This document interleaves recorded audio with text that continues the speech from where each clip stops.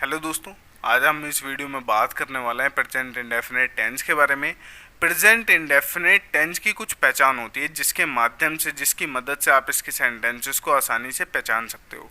और ये पहचान क्या है कि जिन भी सेंटेंसेस के लास्ट में ता है, ती है, ते हैं, ताहू का साउंड आएगा, उससे आपको पहचान जाना है कि कौन सी कैटेगरी का ये सेंटेंस है। जैसे कि अगर ये पहचान आ रही है तो हमें पता चल जाएगा कि ये सेंटेंस प्रेजेंट इंडेफिनिट कैटेगरी का सेंटेंस है। ये होती है इसकी पहचान। अब बात करते हैं इसका फॉर्मूला क्या है। फॉर्मूले से क्या मतलब है मेरा, कि हम इसके सेंटेंसेस को बनाएंगे किस तरीके से। देखो यहाँ पे ना एक फॉर्मूला लिखा है, इसी की मदद से हम इसके सेंटेंस को बनाएंगे। देखो पहले आपको इस्तेमाल करना है सब्जेक्ट का, सब्जेक्ट के बाद में आपको इस्तेमाल करना है वर्ब की फर्स्ट फॉर्म का, और वर्ब की फर्स्ट फॉर्म के साथ में ही ईएस और एस का इस्तेमाल करना है। लेकिन यहाँ पर बात समझने वाली ये है कि वर्ब के साथ में ईएस और एस का इस्तेमाल जब ही किया जाएगा जब सब्जेक्ट सिंगुलर होगा। अगर सब्जेक्ट सिंगुलर नहीं है तो उसके साथ में हम खाली वर्ब की फर्स्ट फॉर्म का इस्तेमाल करेंगे और उसके साथ में ईएस और एस का इस्तेमाल नहीं करेंगे। अब देखो कि कब हमें ईएस का इस्तेमाल करना है और कब हमें एस का इस्तेमाल करना है। आसान है, बहुत ज़्यादा आसान है। देखो भाई, अगर वर्ब के लास्ट के अक्षर एस है, डबल एस है, एस एच है, सी एच है, ओ है, एक्स है, जेड है, तो इसके साथ में हमको इस्तेमाल करना है ईएस का। अगर ये वाले अक्षर नहीं हैं वर्ब के लास्ट में तो हमें एस का इस्तेमाल करना है। सिंपल सी बात है, समझ में आ गई होगी आपके। अब देख लेते हैं इसके सेंटेंसेस को। सेंटेंसेस भी बनाना काफ़ी ज़्यादा सिंपल है इसकी मदद से। देखो, सी रीड्स अ बुक, वह एक किताब पढ़ती है। लास्ट में क्या आ रहा है, ती है। दोस्तों इसी पहचान की बात कर रहा था मैं। लास्ट में क्या आ रहा है, ती है। ये क्या है, ये इसकी पहचान है, जैसा कि मैंने आपको बताया था। अब देखो सेंटेंस हमें क्या पता चल रहा है कि जो किताब पढ़ती है वो एक लड़की है, और लड़की के लिए हम सी सब्जेक्ट का इस्तेमाल करते हैं। और पढ़ने के लिए यहाँ पे वर्ब की फर्स्ट फॉर्म रीड का इस्तेमाल किया है, और रीड में हमने एस लगा दिया। एस क्यों लगाया है यहाँ पे, क्योंकि ये जो सी सब्जेक्ट है ना, ये एक सिंगुलर सब्जेक्ट है, इसीलिए यहाँ पे रीड में एस लगाया है। और क्या पढ़ती है, किताब पढ़ती है, अ बुक लिख दिया है यहाँ पे। अगला सेंटेंस देखिए, दे प्ले फुटबॉल, वह फुटबॉल खेलते हैं। लास्ट में क्या रहते हैं, पहचान हो गई सेंटेंस की। अब देखिए, वह के लिए हमने दे सब्जेक्ट का इस्तेमाल किया है, उसके बाद में खेलने की वर्ब की फर्स्ट फॉर्म प्ले का इस्तेमाल किया है। और क्या खेलते हैं, फुटबॉल खेलते हैं, तो लास्ट में हमने यहाँ पे फुटबॉल लिख दिया। अब दोस्तों यहाँ पे एक बात देखो कि हमने प्ले में वर्ब की फर्स्ट फॉर्म में एस नहीं लगाया है। क्यों नहीं लगाया, क्योंकि यहाँ पर जो दे सब्जेक्ट है ना, ये एक प्लूरल यानी कि बहुवचन सब्जेक्ट है, इसलिए यहाँ पर हमने एस नहीं लगाया है। अगला सेंटेंस देखिए, I eat an apple every day, मैं हर दिन एक सेब खाता हूँ। लास्ट में क्या रहता हूँ, पहचान हो गई सेंटेंस की कि कौन सी कैटेगरी का सेंटेंस है। भाई साहब प्रेजेंट इंडेफिनिट कैटेगरी का सेंटेंस है। मैं के लिए यहाँ पे आई सब्जेक्ट का इस्तेमाल किया है, खाने की वर्ब की फर्स्ट फॉर्म ईट का इस्तेमाल किया है, और ईट में मैंने यहाँ पे एस नहीं लगाया है। क्यों नहीं लगाया है, क्योंकि यहाँ पर जो सब्जेक्ट है ना भैया, ये एक प्लूरल सब्जेक्ट है आई, ठीक है। और मैं क्या खाता हूँ, सेब खाता हूँ, तो एप्पल से पहले हमने नाउन से पहले यहाँ पे एन लगा दिया है, जो कि एक आर्टिकल है कि एक एप्पल खाता हूँ, एन एप्पल। और कब खाता हूँ, हर दिन खाता हूँ, तो लास्ट में हमने यहाँ पे एवरी डे लिख दिया है। तो इस तरीके से आप इसके सेंटेंसेस को बनाओगे। अगला सेंटेंस देखो, ही गोज टू स्कूल, वह स्कूल जाता है। लास्ट में क्या आ रहा है, ता है, पहचान हो गई भाई सब सेंटेंस की। वह के लिए यहाँ पे ही सब्जेक्ट का इस्तेमाल किया। अब ही सब्जेक्ट का क्यों इस्तेमाल किया है, ही का इसलिए इस्तेमाल किया है क्योंकि हमें सेंटेंस से पता चल रहा है कि भाई साहब किसी लड़की के बारे में बात हो रही है, तो लड़के के लिए हमने यहाँ पे ही सब्जेक्ट का इस्तेमाल किया है। अब देखो यहाँ पर जाने की वर्ब की फर्स्ट फॉर्म होती है गो, और गो में हमने ईएस लगा दिया है, वो हो गया है गोज। अब ये गोज जब हो गया है तो इसका मतलब क्या है, इसका मतलब ये है कि जो सब्जेक्ट यहाँ पर हमने ही इस्तेमाल किया है वो एक सिंगुलर सब्जेक्ट है। अब देखो कहाँ जाता है, टू स्कूल, स्कूल जाता है, तो लास्ट में हमने यहाँ पे टू स्कूल लिख दिया है, ही गोज टू स्कूल। अब अगला सेंटेंस देखो, वी ड्रिंक वाटर, हम पानी पीते हैं, लास्ट में क्या रहा है, ते हैं। पहचान हो गई सेंटेंस की। हम के लिए यहाँ पे वी सब्जेक्ट का इस्तेमाल किया है, पीने के लिए यहाँ पे ड्रिंक की वर्ब की फर्स्ट फॉर्म का इस्तेमाल किया है, और क्या पीते हैं, पानी पीते हैं, तो लास्ट में हमने यहाँ पे वाटर लिख दिया है, वी ड्रिंक वाटर। तो इस तरीके से आप इसके सेंटेंसेस को बनाओगे, काफ़ी ज़्यादा सिंपल है। कहीं पर भी दिक्कत आती है तो कमेंट बॉक्स खुला है, भर दो, सारी की सारी प्रॉब्लम भर दो कि भाई साहब इंग्लिश क्यों नहीं बोल पाते हैं, कि क्या प्रॉब्लम है क्या नहीं है। अब इस वीडियो को आगे बढ़ाते हैं। अब बात करते हैं नेगेटिव सेंटेंसेस के बारे में। अच्छा, नेगेटिव सेंटेंसेस कौन से सेंटेंस होते हैं? ये वो सेंटेंस होता है जिसमें नहीं यानी कि नॉट का इस्तेमाल किया जाता है, इसीलिए हम इन सारे के सारे सेंटेंसेस को नेगेटिव सेंटेंसेस कहते हैं, क्योंकि इसमें नहीं यानी कि नॉट का इस्तेमाल किया जाता है। अब बात करते हैं कि हम इसके सेंटेंसेस को बनाएंगे किस तरीके से। देखिए यहाँ पे फॉर्मूला लिखा है जिसकी मदद से हम इसके सेंटेंसेस को बनाएंगे। देखो इस फॉर्मूले को समझो, पहले आप इस्तेमाल करोगे सब्जेक्ट का, सब्जेक्ट के बाद में आप इस्तेमाल करोगे डू नॉट का या डज नॉट का, और उसके साथ में वर्ब की फर्स्ट फॉर्म का इस्तेमाल करोगे। अब समझो इस बात को कि कब डू नॉट का इस्तेमाल करोगे और कब डज नॉट का इस्तेमाल करोगे।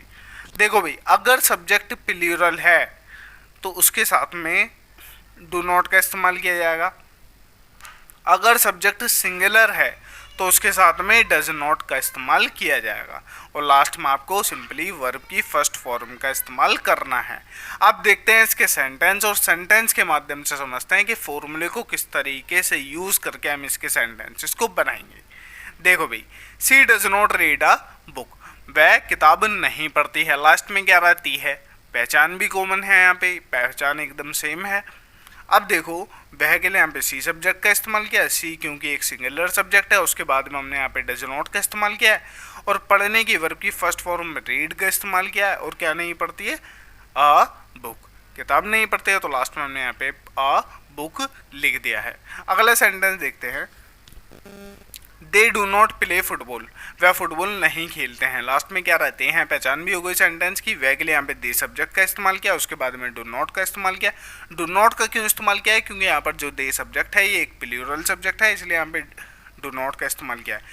प्ले की वर्ब की फर्स्ट फॉर्म का यहाँ पे इस्तेमाल किया है, और क्या नहीं खेलते, फुटबॉल नहीं खेलते हैं, तो लास्ट में हमने यहाँ पे फुटबॉल लिख दिया है। अगला सेंटेंस देखते हैं, I do not eat an apple every day, मैं हर दिन सेब नहीं खाता हूँ, लास्ट में क्या रहता हूँ, पहचान हो गई सेंटेंस की। मैं के लिए यहाँ पे आई सब्जेक्ट का इस्तेमाल किया, उसके बाद में डो नॉट का इस्तेमाल किया। डो नॉट का क्यों इस्तेमाल किया है, क्योंकि यहाँ पर जो आई सब्जेक्ट है ये एक प्लूरल सब्जेक्ट है। उसके बाद में खाने की वर्ब की फर्स्ट फॉर्म का इस्तेमाल किया, ईट का, उसके बाद में क्या नहीं खाता हूँ, एन एप्पल यानी कि सेब नहीं खाता हूँ, और कब नहीं खाता हूँ, एवरी डे, हर दिन नहीं खाता हूँ, तो लास्ट में हमने यहाँ पे एन एप्पल एवरी डे, ये पूरा का पूरा इसका ऑब्जेक्टिव पार्ट है।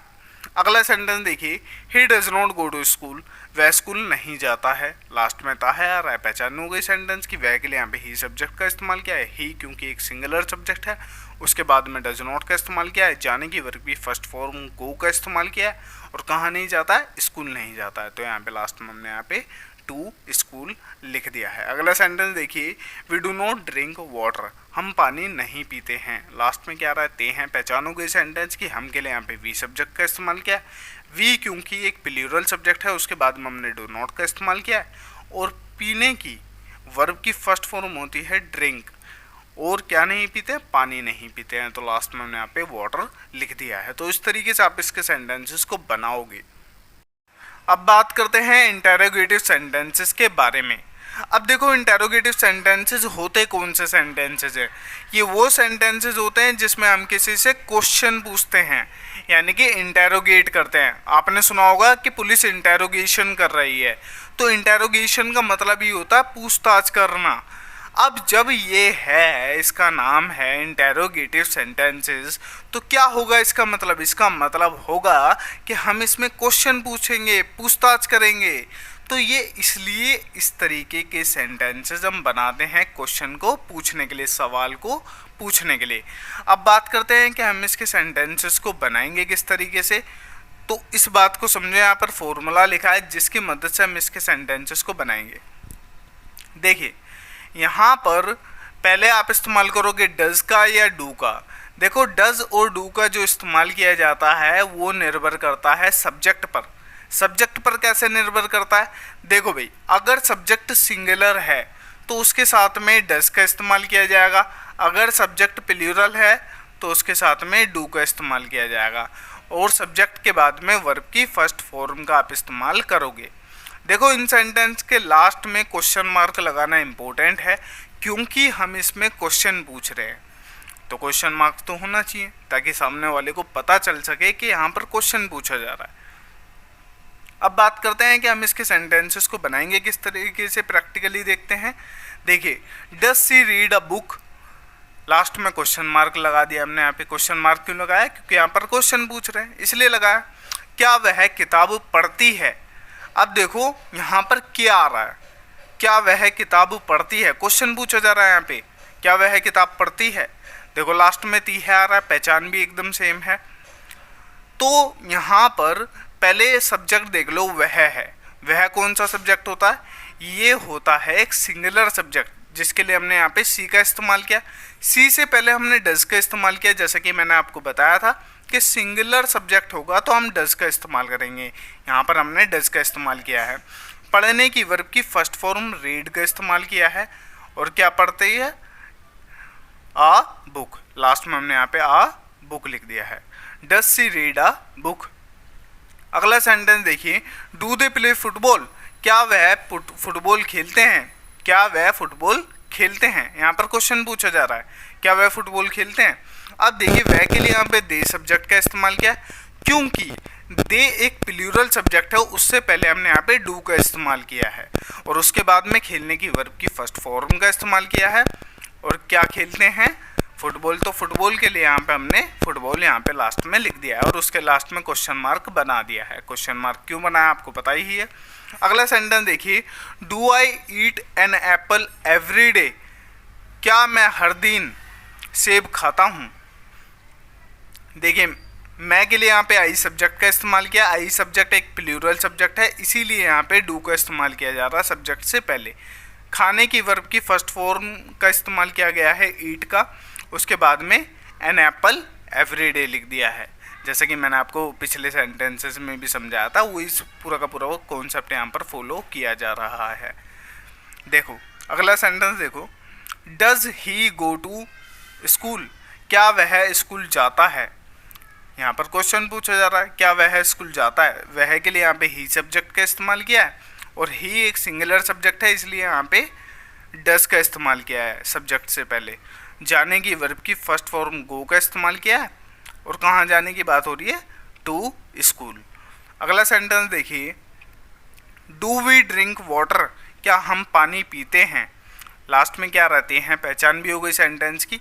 हम के लिए यहाँ पे वी सब्जेक्ट का इस्तेमाल किया है, और वी एक प्लूरल सब्जेक्ट है, तो उससे पहले हमने यहाँ पे डू का इस्तेमाल किया है। पीने की वर्ब की फर्स्ट फॉर्म ड्रिंक का इस्तेमाल किया, और क्या पीते हैं?